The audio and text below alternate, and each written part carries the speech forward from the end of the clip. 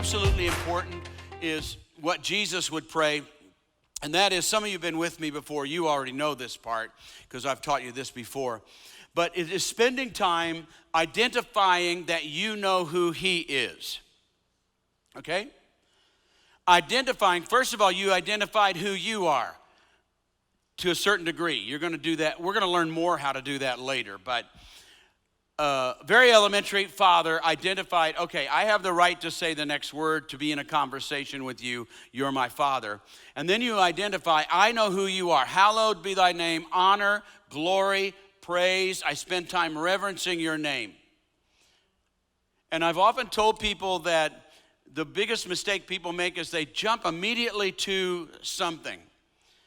And opening the door to who he is very, very important. For me, when I pray, especially when there's a big need, I spend a great big hunk of time identifying, glorifying, honoring who he is, and very little just tacking on anything I want to say in need or whatever it is. So learn how, which we'll practice in a little bit if we have the time to do it. Learn how to say and honor and glorify his name. As you know, you have been with me, know that is very important, because if you don't do it, who's going to do it? Right? What if God honors his own name?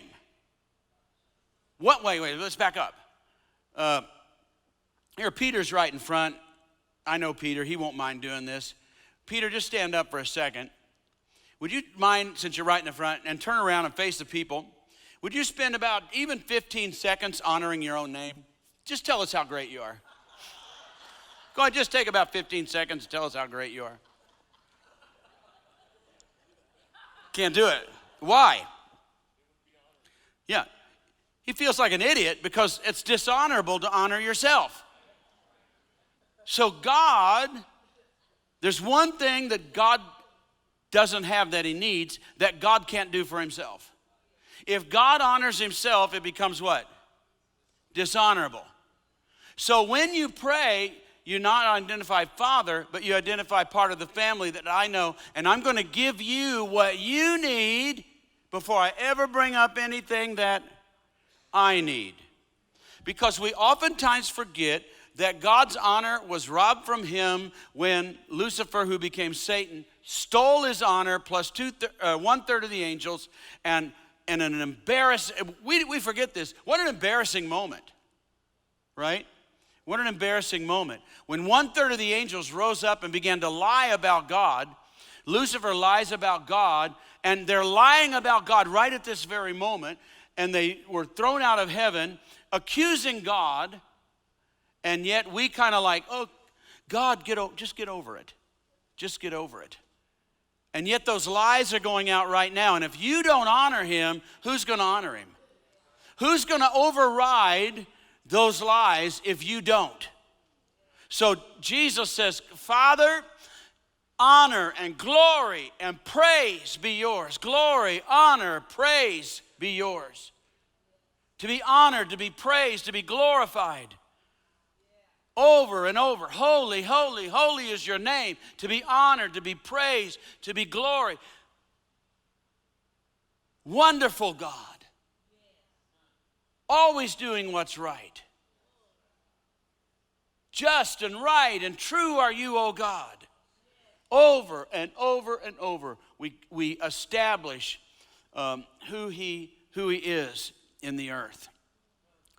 Now you'll notice when Jesus does that, Father, hallowed be your name, there's no mention of an emergency. There's no emergency, and there's no need. No need is mentioned. No emergency is mentioned. Father, I spend time, I identify myself, you're my Father, and I am going to establish your honor and your glory and your power and your majesty in the earth. That's what I do. I'm giving you what you deserve in all the universe.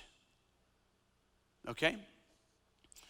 Very simple, but very, very profound to somebody who doesn't know and who only prays when they have to and immediately jumps into saying, oh God, help me, right? So that's why you need to be a praying person.